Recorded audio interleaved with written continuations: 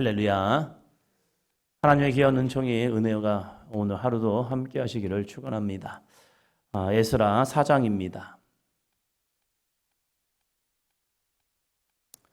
사람은 가까이 있으면 그 가까이 있을 때 보는 것이 있습니다. 그리고 멀어지면 멀어짐을 통해서 보이는 것도 있습니다. 연애를 할 때에 연애만 가까이 하다가 거기서 결혼하는 것도 좋지만 때로는 한번 헤어져 보는 것도 좋은 모습이더라고요. 헤어져 보면 멀리서 내가 그 사람을 새롭게 볼 수 있는 여건이 됩니다. 그래서 헤어졌다가 그 사람의 소중함도 알 수 있고 그 사람이 헤어진 다음에 어떻게 되어지는지 들을 수도 있고 또 헤어지다 보면 주변에서 그 사람에 대한 이야기들, 그 사람과 나와의 관계 속에 되어진 이야기들이 들리게 됩니다. 막 좋아서 막 결혼한 경우도 있지만 그렇게 헤어져 보면 그렇구나를 알 수 있다는 겁니다. 오늘 이 에스라 4장을 보면 이제 포로에서 돌아온 사람들이 성전을 재건하기를 시작합니다. 재건할 때에 그들에게 이 재건을 돕겠다라는 사람들이 오게 됩니다. 돕는 거 좋은 일이죠. 솔로몬의 성전도 유대인들, 이스라엘 백성만 성전을 지은 게 아닙니다. 이방의 사람들도 와서 이 성전을 건축을 도와줍니다. 이방 세력이 오는 것 자체가 문제는 아닌 것 같아요. 그런데 여기에서 벌어진 사건을 통하여서 그들의 진심이 보여진다는 사실입니다. 우리도 어떤 문제를 만나보면 그 문제를 통해서 그 사람의 진심이 보여지고 있습니다. 자, 4장 1절입니다. 사로잡혔던 자들의 자손이 이스라엘의 하나님 여호와의 성전을 건축한다 함을 유다와 베냐민의 대적이 듣고 사로잡혔던 자들의 자손이 사로잡혔던 자들의 자손. 그러니까 바벨론 포로기에 이제 그 예루살렘을 떠나지 아니하고 사마리아에서 사로잡혔던 그 자손들이 이스라엘 하나님 여호와의 성전을 건축한다. 여호와의 성전을 건축한대. 그러니까 이 소리가 들려오니까 유다와 베냐민의 대적들이 이건 결과일 뿐이죠. 그러면서 이들이 옵니다. 2절이요. 스룹바벨과 족장들에게 나와 이르되 우리도 너희와 함께 건축하게 하라. 우리도 너희 같이 너희 하나님을 찾노라. 아수르 왕 에사라돈이 우리를 이리로 오게 한 날부터 우리가 하나님께 제사를 드리노라 하니. 아멘. 스룹바벨과 족장들에게 나와서 우리도 너희와 함께 건축을 도와줄게. 정말로 좋은 일 같아요. 여기까지만 보면. 왜요? 우리도 너희같이 너희 하나님을 찾노라. 우리도 하나님 찾거든. 우리도 하나님을 찾아.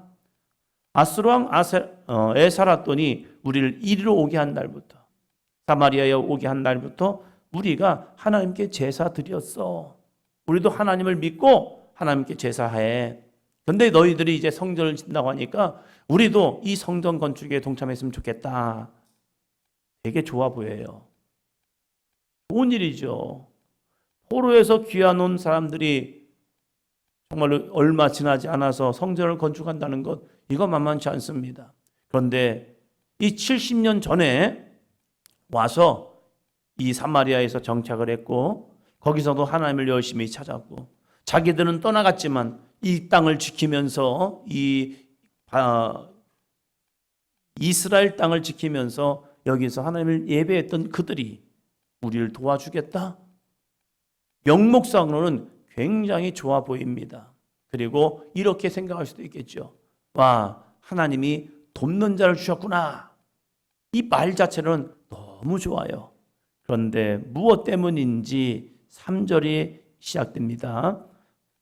스룹바벨과 예수아와 기타 이스라엘 족장들이 이르되 우리 하나님의 성전을 건축하는데 너희는 우리와 상관이 없느니라. 바사왕 고레스가 우리에게 명령하신 대로 우리가 이스라엘의 하나님 여호와를 위하여 홀로 건축하리라 하였더니 스룹바벨과 예수아 그리고 기타 이스라엘 족장들 이들이 아니요, 우리끼리 할래요.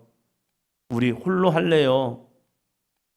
바사왕 고레스가 우리에게 명령한 대로 우리끼리 할래요. 선한 의도를 가지고 다가왔다면 거부해도 이들은 그래요, 하나님의 뜻이군요.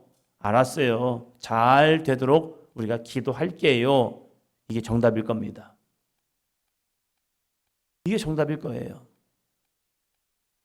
자기들은 정말로 이 성전에 동참하고 싶었다면 이 동참하는 모습에서 아니요, 우리끼리 할래요. 그러면 시기하거나 질투하거나 비방하는 것이 아니라 그래요? 저는 도와주려고 했었는데 도움이 필요 없군요.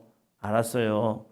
그러면 당신들이 잘 해보세요. 알겠어요. 하면서 비아냥거리는 것도 아니고 시기하는 것도 아니고 선한 의도면 그냥 그렇게 끝나고 말았을 겁니다.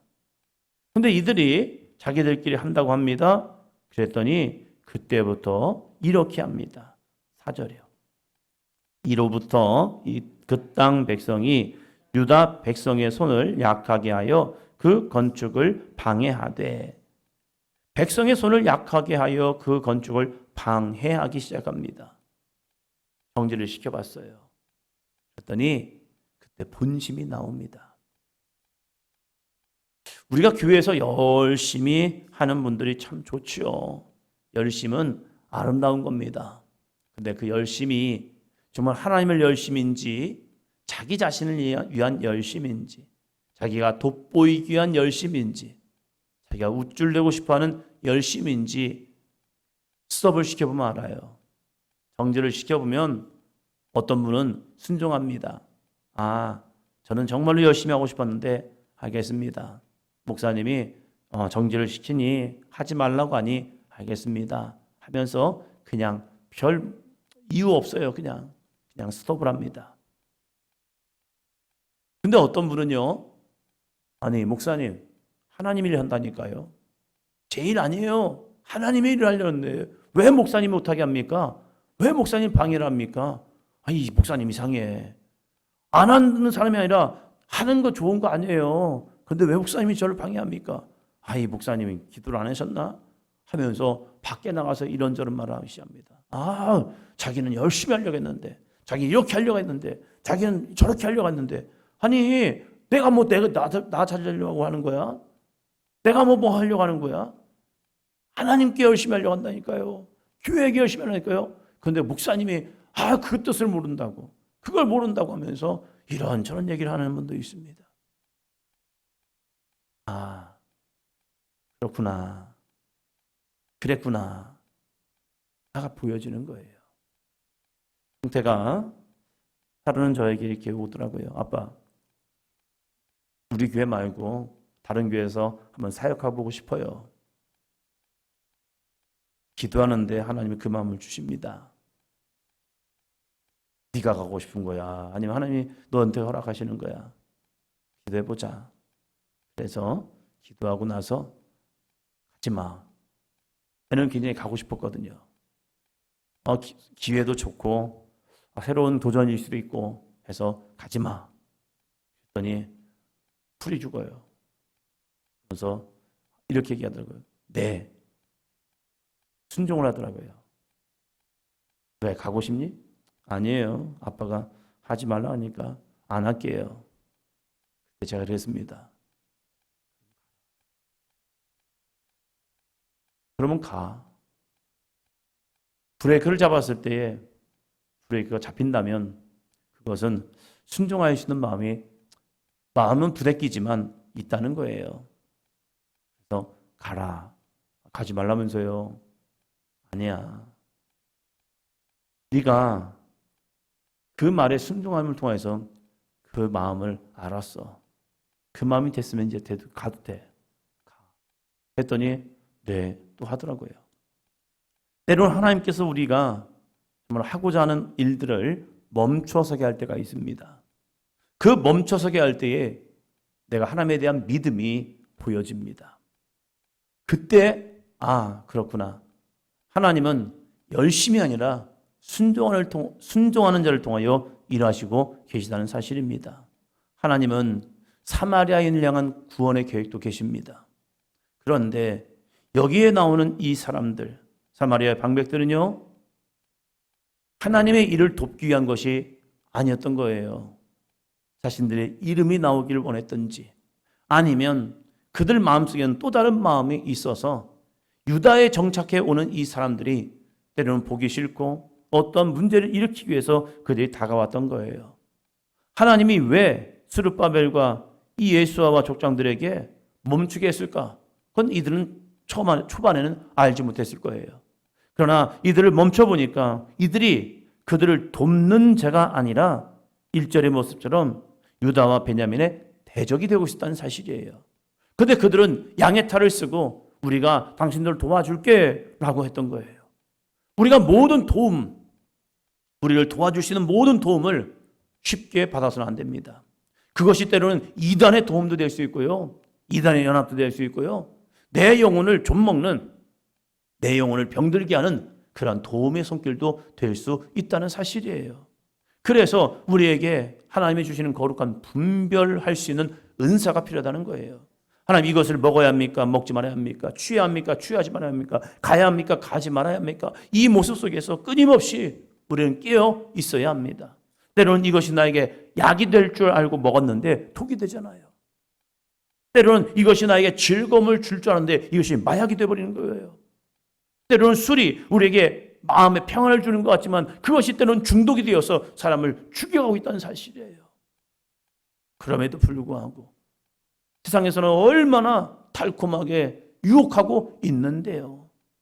그 모습 속에서 하나님의 말씀이 없다면 우리는 나도 모르게 훅 넘어지고 쓰러질 수밖에 없는 신앙의 모습이 되고 있다는 사실이에요. 한국교회가 저는 잘한 것은 금주금연이었던 것 같습니다. 우리 믿음의 선진들이 이 나라를 하나님의 제사장 나라가 되기 위해서 기도하면서 여러 가지 열심히 낸 것 참 많아요. 저는 그 중에서도 하나를 또 뽑는다면 참 대단한 결단이었다. 금연 금주가 전도하는데 얼마나 방해거리가 되는데요. 어떤 분은 그래요. 교회에서 술 먹고 담배 피는 거 허락하면 자기는 가겠대요. 뭐 가톨릭을 보니까 그들 다 하잖아요. 뭐 그들도 예수님 믿는 거 아니에요? 그렇죠. 다른 모습이죠. 한국교회가 이것 때문에 엄청난 싸움을 했어요. 그런데 믿음의 선진들은요, 하나님의 영이 임하고 하나님의 영이 임했을 때 우리의 몸이 하나님의 거룩한 성전 되기를 원하신다는 거예요.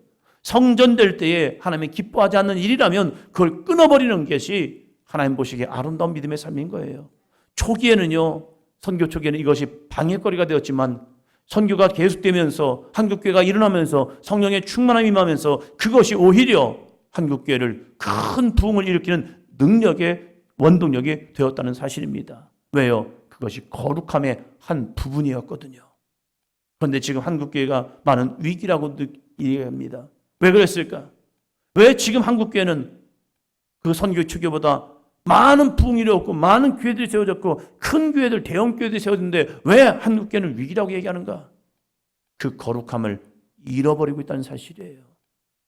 SNS나 이런 데를 찾아보면요, 쓱 오는 모습을 보면요, 기독교인이래요.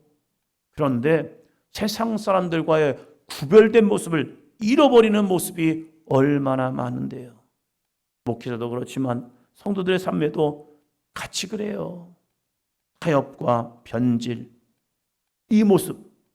지금 이 스룹바벨과 예수아와 이스라엘 족장들은 타협이 아니라 변질이 아니라 하나님의 거룩한 성전을 질 때에 느리더라도 때로는 이것이 진전이 되지 않는다 할지라도, 때로는 자기들의 힘이 부대낀다 할지라도, 버겁다 할지라도 하나님의 성전은 거룩하게 지어져야 한다는 믿음 때문에 사마리아인들을 거부했던 거예요. 거부했더니 이들이 이렇게 방해 공작을 합니다. 5절 볼까요?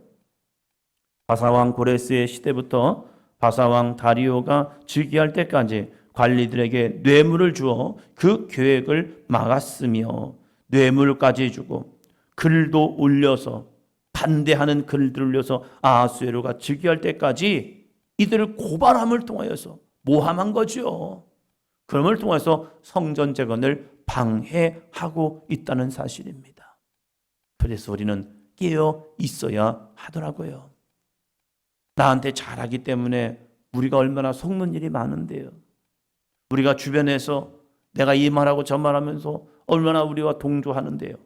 그러나 이것이 때로는 독이 될 수 있다는 사실이에요. 그럴 때에 정말로 이들이 방해함을 통해서 성전 재건이 멈춰 섰습니다. 그럴 때 주변에서는 무슨 말 할까요? 아니 같이 하지. 아니 같이 했더라면 이런 방해 공작이 없었을 거 아니에요. 이들이 이렇게 방해하지 않았더라면 성전 벌써 졌을 거 아니에요. 아유, 유별나. 수르바벨, 예수아, 진짜 유별나. 그래서 얻은 결과가 뭔데요? 스톱된 거예요. 정지돼 버린 거예요. 아유, 좀 적당히 좀 하시지 그랬어요. 주변에서 이런 말도 참 많이 들려왔을 것 같아요. 근데 하나님의 일은 하나님이 하시는 겁니다. 때로는 우리가 멈춰 있는 것 같지만 그 멈춰 있는 시간도 하나님은 일하시는 겁니다. 내 눈에는 멈춰 있는 것 같지요. 그러나 그때도 하나님은 우리의 뒤에서 또 다른 일을 준비하고 계시다는 사실입니다. 우리는 그 보이지 않는 하나님의 손길을 볼 수 있는 모습이 되기를 축원합니다. 5장 1절입니다. 선지자들 곧 선지자 학개와 이또의 손자 스가랴가 이스라엘의 하나님의 이름으로 유다와 예루살렘에 거주하는 유다 사람에게 예언하였더니, 예언, 맡길, 말씀은 하나님이 그들에게 말씀을 맡기는 겁니다. 학개와 스가랴에게 하나님의 말씀이 맡겨짐을 통해서 그들이 다시 이들에게 말씀을 전합니다. 성전은요, 하나님의 말씀을 의지하며 세워지는 것이 성전인 거예요. 사람들이 좋은 사람들, 이런 사람 저런 사람들 많이 되었다 해서 하는 게 아니라 하나님의 말씀으로 성전이 세워질 때에 그것은 하나님의 영광이 증거되는 거룩한 장소가 될 줄로 믿습니다. 다시 일어납니다. 어떻게 해요? 6장 1절입니다. 이에 다리오 왕이 조서를 내려 문서 창고 곧 바벨론에 보물을 쌓아둔 보물 전각에서 조사하게 하여 2절여 메대와 앙메다 궁성에서 한 두루마리를 찾았으니 거기에 기록하였으되. 아멘. 고레스 왕 때 조서를 내렸던 그 조서를 찾게 됩니다. 멈춰있는 시간 동안 가만히 있었던 게 아니죠. 내 눈에는 멈춰 섰네라고 보였지만 그것은 하나님께서 또다시 이스라엘 백성을 향한 하나님의 성전에 대한 열망, 갈망, 사모함, 이걸 주는 시간이었고, 이 다리오 왕의 조서를 내려 문서창고를 찾아보니까 찾아낸 거죠. 발견되는 것, 그것도 은혜입니다. 감추어져 있던 것이 발견되었어요. 그래서 이 조서를 읽어보니까 진짜 있었네. 그러면서 이 모든 일이 이스라엘 백성들, 유다인들을 통해서 일하는 것이 아니라 모든 물자들을 다 제공해주고 그들은 현장에서 공사하도록 맡겨졌던 거예요. 그래서 이 성전이 재건되는 일이 다시 시작됩니다.